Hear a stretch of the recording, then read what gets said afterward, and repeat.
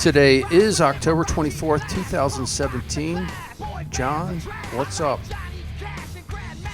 Nothing, Andrew. It's a gray day, gray and rainy in New York City. Oh, God. Although we had a fun time with Mr. Cooperman, Leon Cooperman.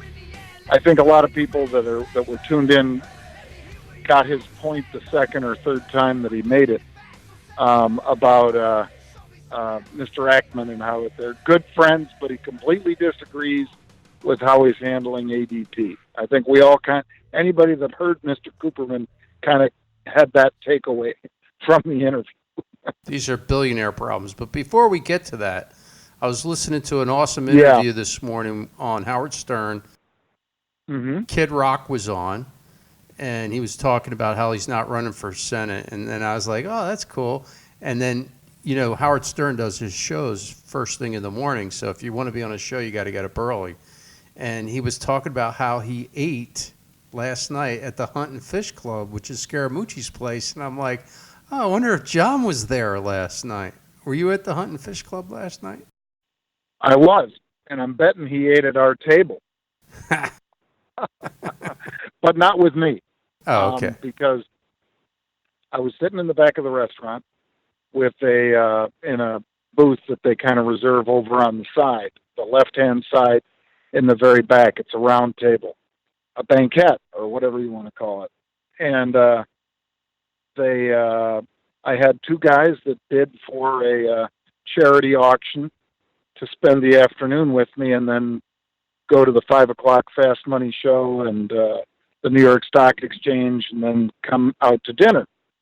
So the Hunt and Fish was nice enough to donate a dinner there for us, probably because I'm a regular and also because they are just very generous in that way with charity events. And these guys paid, I don't know, $18,000 or $20,000 for it. So that was very nice. It all went to the charity. We didn't spend any of the charity's money at all on the dinner. But we were sitting back there in the back of the restaurant, and then they said, hey, would you mind moving? Because we got a couple folks that we need to sort of hide away from the rest of the people in the restaurant. Otherwise, maybe it'll cause a scene. So I moved up to the same table in the front, on the left side in front instead of the left side in back. And it was no other than your friend, Andrew, Mr. Rock. Now, it's funny, too, because another reason I was thinking about you this morning, because I was listening to this at the gym because it comes on early. He was talking about how much money he's got. He was talking about what? How much money he's got. Oh, yeah, I bet he's got a fortune. He says that his private plane is the best thing he bought. I think he sold his house that he bought with Pam Anderson, and that was like a nightmare. He didn't even want to talk about it because I think he was like $2 million. And he's like, the plane I got, it's the best thing. He goes, I'll go poor before I get rid of my plane. He says he likes his plane better than girls. So I thought that. And then I looked it up. It's a Challenger. He goes, it's a Challenger with Western interior or whatever. And he was just... It might be a Challenger 800 then, I bet. Oh, whatever it is, it's his. And he says, I fly all over the place in it. And he goes, don't you worry about the price? He goes, nah, I got plenty of money. So, anyway, I thought that was kind of cool. Well, that's a nice plane. And I'm not surprised that Chris would have a nice plane. Now, this is Kid Rock. Kid. You're mixing the rocks up. There's a lot of rocks out there. There's Rock. Too many rocks. Yeah. There's The Rock, Chris Rock, Kid Rock. That's right. What if we had The Rock, Kid Rock, and Chris Rock? I think there is a picture out. Together. I think there is a picture out there of all three of them together. I have to look that up. That'd be a good one for your cover for the podcast, Andrew. But it's funny. I was talking to one of our spies on the ground that we have. I'm on this Skype thing, and one of our guys is on the ground in Romania. One of our hacker friends, and they were in Cluj, CLUG, and they were saying that we're gonna have to do another podcast on this. That the market, telling me about the market over there in Romania, and It's pretty interesting. I'll wait till you get back to give you the scoops on that. Anyway. To give me the download. Yeah, it's like a place in the world that I don't really know too much about, and they were telling me all about it. Anyway, so moving on. So what are you buying today? I saw you saw Mondelez. Yeah, did some Mondelez MDLZ. They were buying upside calls in there. As I frequently do, I bought a lower strike than the strike they were buying because frequently people who have, either good intel or have done some nice fundamental work on the stock, they'll buy an out-of-the-money call, and I'll be more comfortable buying at the money and selling it out of the money. So that's a vertical spread or a bull call spread. So I did that in Mondelez. I also did that in, 3D Systems. Yeah, Andrew, I saw that. DDD. I saw that pop up on the screen as unusual activity. Did you like that stock? Did Triple D? I like it for this reason. Obviously, 3D printing is not nearly as talked about as it was 2 and 3 years ago, when MakerBot and a bunch of others were all out there fighting to see who's going to put Hewlett Packard out of business. Flash forward, Hewlett Packard's still in business, and most of those guys are out of business. But people do use these 3D printers for prototypes and things like that, and beyond prototypes.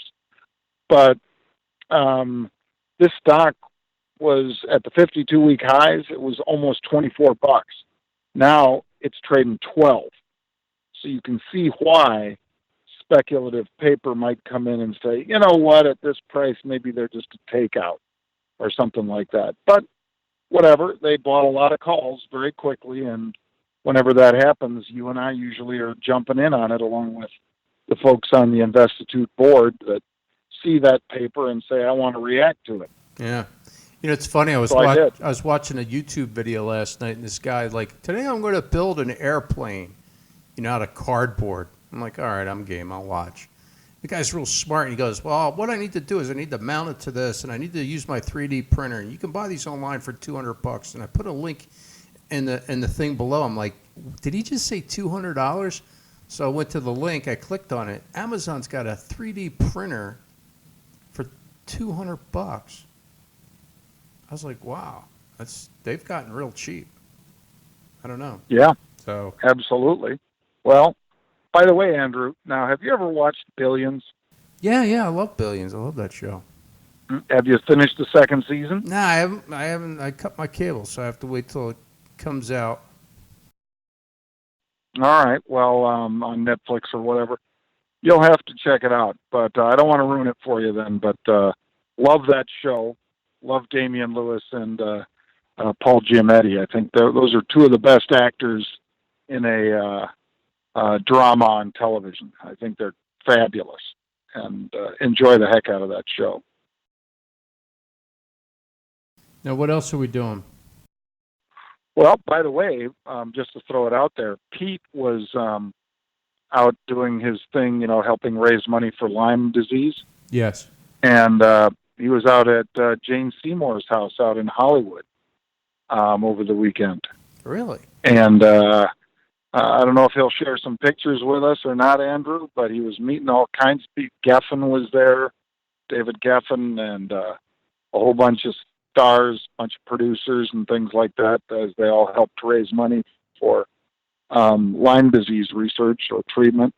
I'm looking at Jane Seymour now. I forgot about Pete her. had a rocky weekend out there with all the partying and all of the press in the flesh with the celebrities. Nice. I'm looking up Jane Seymour now. She's I like her. She's that British one. Yeah. Live and Let Die. Nice lady. She's a and she Bond did girl. it at her house. Damn. She hosted it at her house. So all the more kind of giving of her to open up her house to a fundraiser like that. Dr. Quinn, Medicine Woman. I forgot about that one. Great. I'm sure she still looks pretty good. She was a Bond girl at one time, too.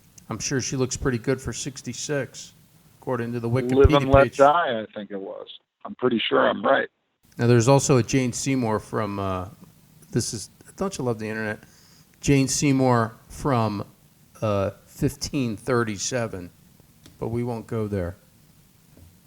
Okay. Queen Consort of England. This is the other Jane Seymour. Yeah, there's two of them. There's the actress and the whatever.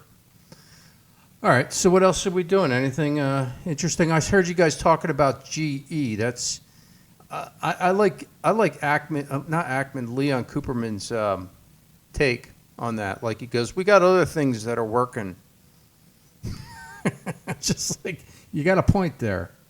I know you put out a good article. If you go to Investitute, is that open to the public? That GE article that you put out? I think it is. Okay. I think it is. Because you wrote up a nice little take on your so I GE. put in half a position yesterday.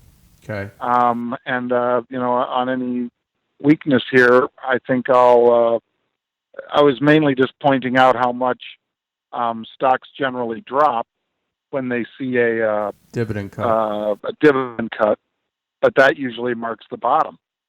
Yeah. In most cases, for big cap stocks in particular. So we'll see if it breaks 20. I thought it would, but I had to start scaling in yesterday, and I scaled in by selling puts. No, that's good. So we'll see how it works. It's just on the radar. It's something to look at for sure for long-term stuff. It could be a trading stock. Who would have thought GE become a trading stock? If it goes below 20, it will be, at least for a couple bucks, right? All right, man. True. I'll let you. All right. Well, as always, folks, remember, tell a friend about the podcast. You can sign up at Google Play, iTunes, or YouTube to get an alert every time a new podcast is out there. Or just follow Andrew at Coffee Grind or me at John Nigerian. And have a great day.